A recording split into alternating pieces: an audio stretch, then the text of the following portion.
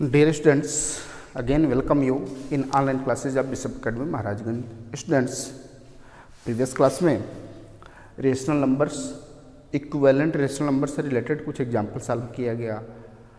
इसके बाद अब कहा हम next standard form of rational number. Standard form of a rational number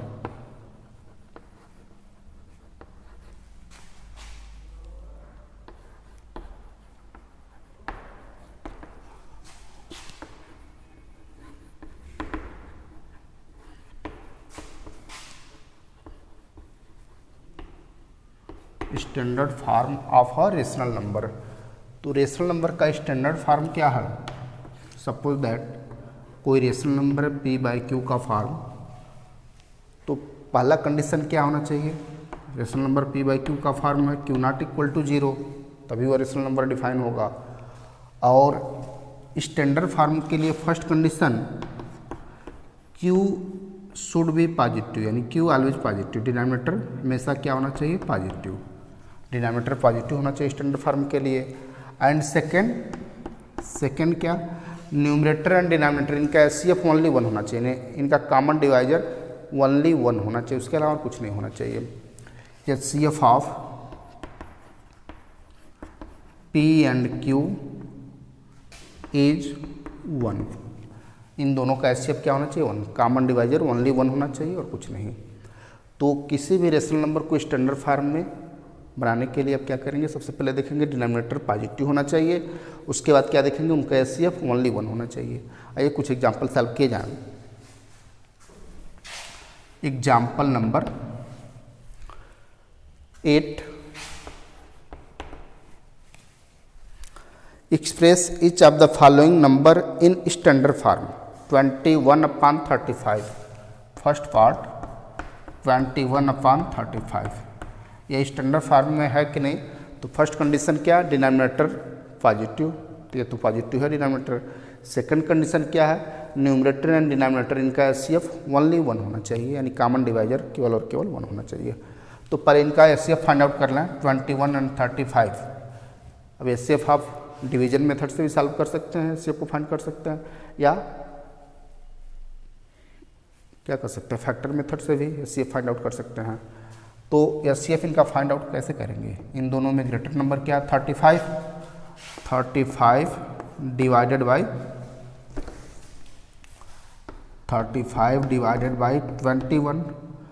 21 into 1 21, इसमें से सब्ट्रैक्ट करेंगे क्या आएगा? 14।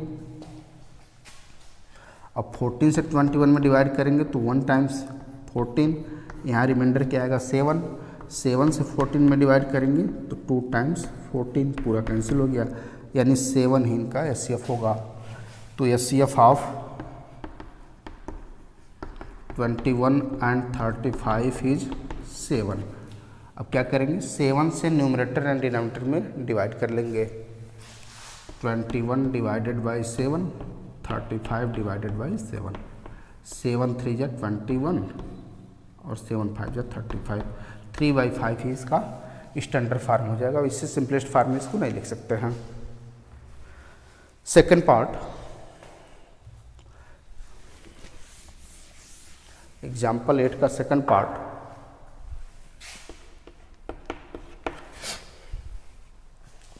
-32/40 -32/40। तो स्टैंडर्ड फॉर्म के लिए क्या आपको देखना? पहले यह देखना डिनोमिनेटर पॉजिटिव होना चाहिए, डिनोमिनेटर पॉजिटिव है। दूसरा कंडीशन क्या है? न्यूमरेटर एंड डिनोमिनेटर इनका एचसीएफ ओनली 1 होना चाहिए, कॉमन डिवाइजर ओनली 1 होना चाहिए, यानी सिंपलेस्ट फॉर्म में होना चाहिए। तो 32 एंड 40 इनका एचसीएफ फाइंड आउट कर लें। 32 डिवाइडेड बाई 40 डिवाइडेड बाई 32। 32 1 जा 32, रिमाइंडर 8 आएगा।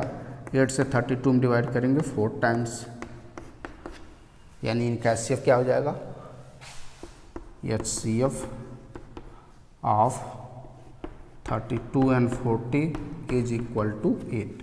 अब 8 से न्यूमरेटर एंड डिनोमिनेटर में डिवाइड कर लिया जाए। -32 डिवाइडेड बाई 8, 40 डिवाइडेड बाई 8। और प्रीवियस क्लास में हम लोग देखा भी था, न्यूमरेटर एंड डिनोमिनेटर में किसी नॉन जीरो इंटीजर से मल्टीप्लाई करें या डिवाइड करें तो जो रेशनल नंबर है, जो वैल्यू इसका है वही वैल्यू इसका भी होगा, उस पर कोई इफेक्ट नहीं पड़ता है, इसके इक्विवेलेंट रेशनल नंबर आपको मिलेगा। 8 4 जा 32 -4 और 8 5 जा 40 -4/5।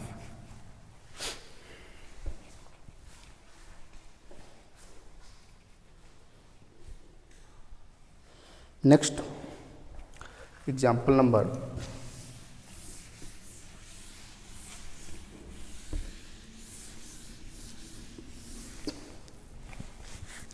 एग्जाम्पल नंबर 9 का second part.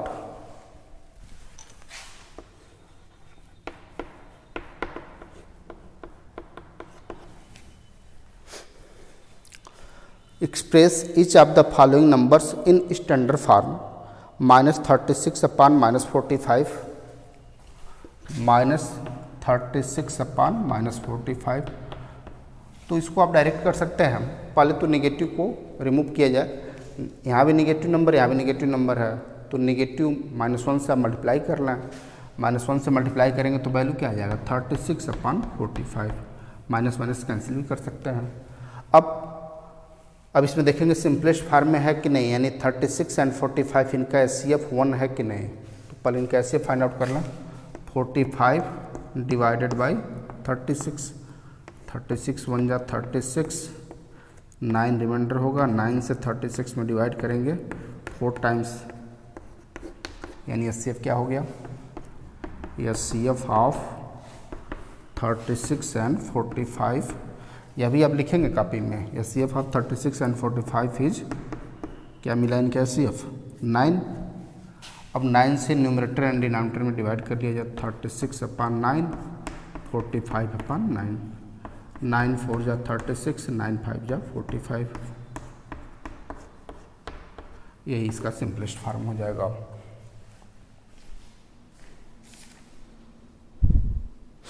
Next property number 3।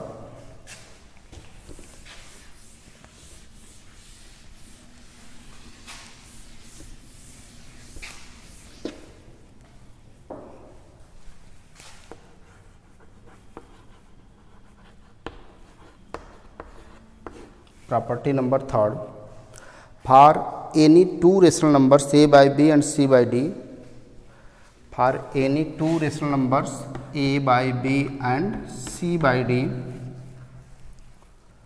we have a by b equal to c by d, a by b equal to c by d implies that AD equal to BC। a by B equal to C by D है, तो इस condition में A D equal to B C ऐसे भी लिख सकते हैं। इसको आप एग्जाम्पल से समझें। Suppose that 3/6 equal to 3/6 equal to 4/8, दोनों इक्विवेलेंट हैं, ऐसे भी कर सकते हैं। 6/12 इक्विवेलेंट रेशनल नंबर है, तो इस कंडीशन में क्रॉस मल्टीप्लिकेशन करना 3 × 12, 3 × 12 equal to 6 into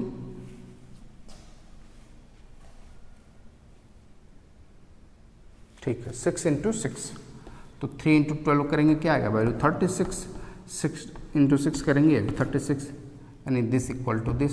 if A by B equal to C by D then A D equal to B C.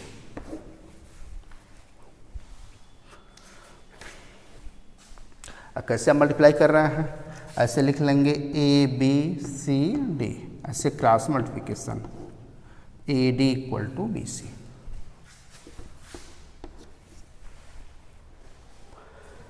Next example number 11।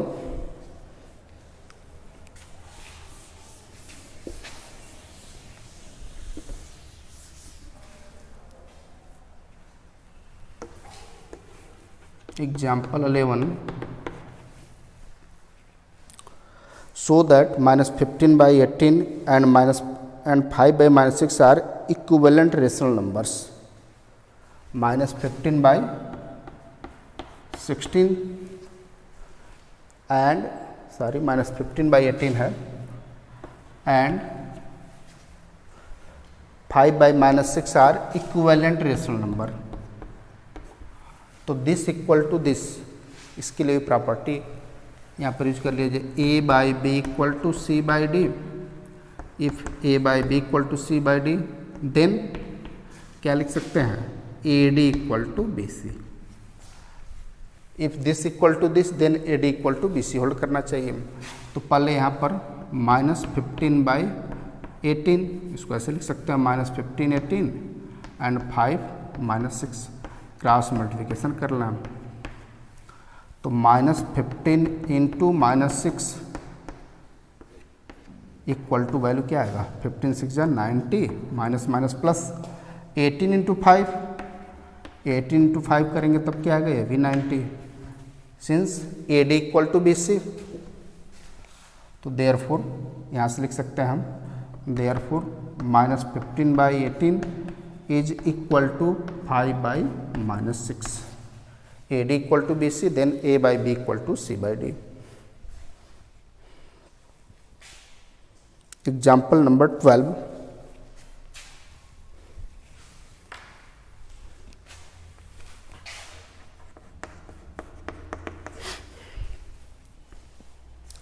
find x such that -3/8 and x by -24 are equivalent rational number।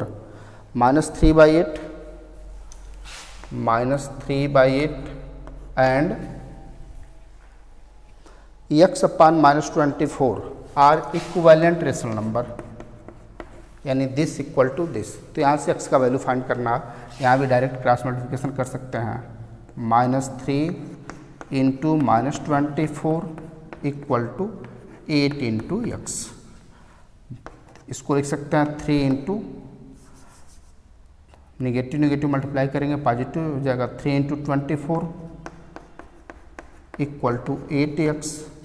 Therefore 3 into 24 upon 8 equal to x। 8 से cancel करना है, 8 3 जा 24, 3 का 3 multiply करेंगे तो value क्या आ जाएगा, 9। x equal to 9, ये x का वैल्यू हो जाएगा। तो इनसे रिलेटेड क्वेश्चन आप अपने होमवर्क कॉपी में सॉल्व करेंगे। Exercise 4A। Thank you.